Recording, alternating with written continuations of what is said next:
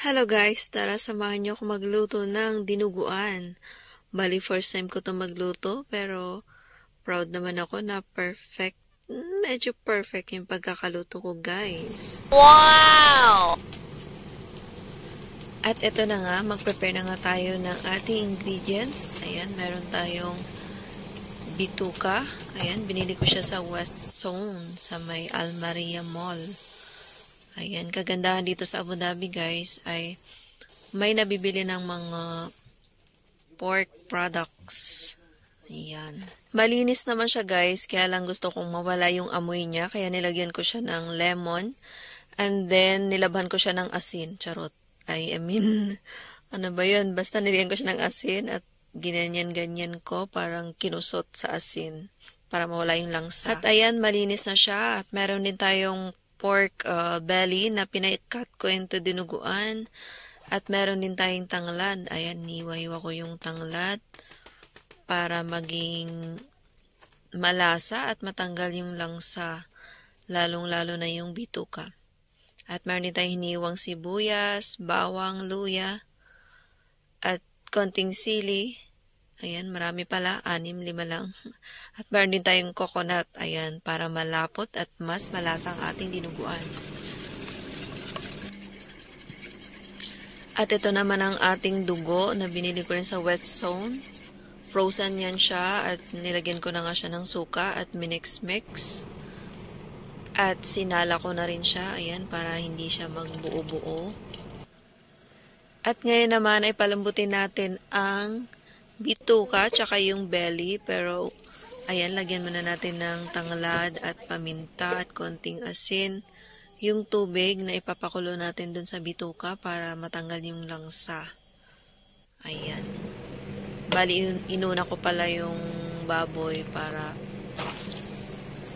hindi siya mahawaan ng langsa o yung mabahong amoy ng bituka, kaya ilalas natin yung bituka. Medyo palalambutin lang natin siya para ready to gisa na siya mamaya.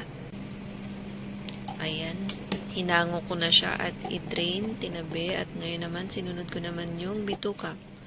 Ang sarap ng amoy niyan guys kasi meron siyang tanglad.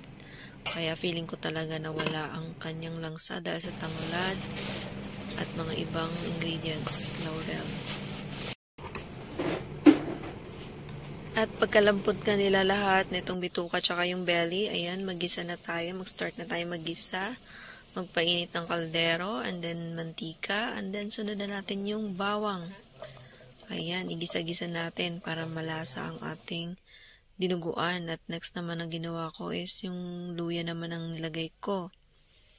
And then next nyan is yung sibuyas.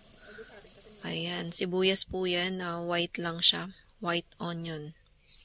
Yun yung nabili ko kasi feeling ko yung white onion is manamis-namis.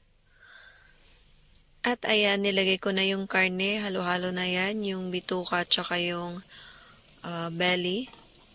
Ano ba tawag dyan? Belly pa rin ba tawag sa kanya?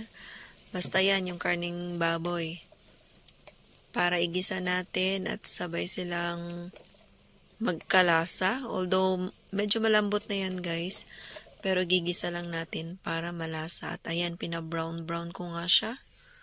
Para talagang kumatas yung lasa ng ating dinuguan. Para lumabas ang katas ng baboy. Ng karneng baboy. Ayun. Dito kasi sa UAE guys is, ewan ko lang, pero dito sa Abu Dhabi wala akong alam na restaurant na nagtitinda ng mga pork, ganyan, kasi bawal talaga.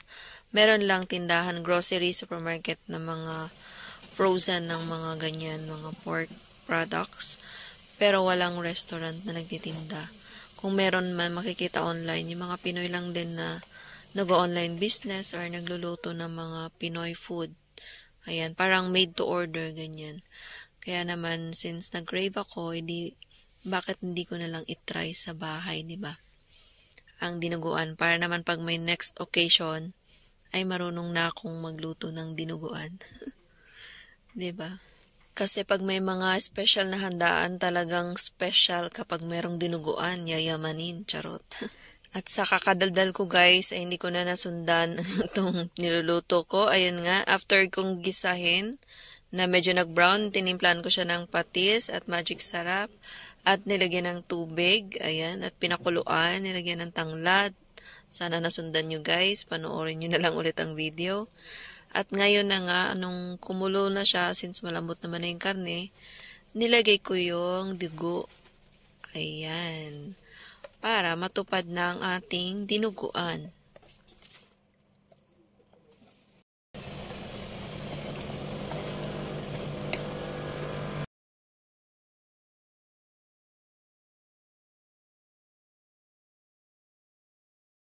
Si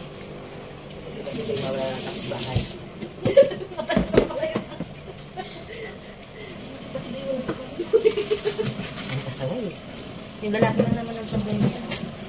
Sa babae, hindi ka naman makakaano. At pagkakulo nga guys, ay nilagay ko na yung gata. Bali, hindi ko naman talaga inubos yung 1 pack na gata. Bali, half lang yun. Gusto ko lang talagang maging creamy ang lasa ng aking dinuguan. Kaya nilagyan ko siya ng gata. Kung wala naman kayong gata, okay lang din. At nilagyan ko na rin siya ng sili. Ayan, pampaganda ng texture ng lasa at maganda ang amoy kapag mayroong sili. Ayan, at option na lang sa mga gusto ng maanghang. Pwede niyang durugin.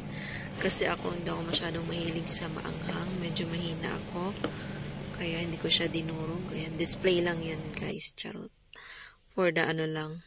Pampaganda. Pampaganda ng itsura para mukhang dinuguan na kagaya ng sa mga tindahan or sa mga karinderiya. Di ba may ganyang sili din? Pang decor. At ayan, nakita nyo naman, malapot na ang ating dinuguan. At malapit na yan maluto. Bali, gusto ko lang siyang medyo i-dry pa ng konti.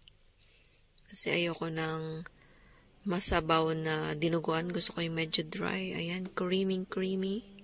So, bali, ang lasa nito guys ay creamy na dinuguan. At ayoko ng masyadong maasim na dinuguan.